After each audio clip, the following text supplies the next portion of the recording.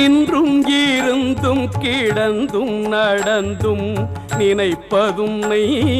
என்றும் வணங்குவதும் மலர்த்தாள் எழுதா மறையில் ஒன்றும் ஆறும் பொருளே அருளே உமையே இமயத்து அன்றும் பிறந்தவளே அழியாமுத்தி ஆனந்தமே.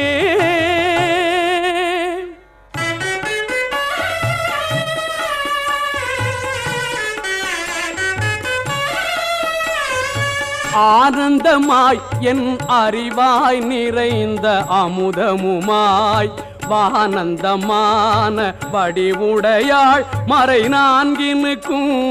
தானந்தமான சரணாரவிந்த தவள நிற கானந்தம் ஆடரங்க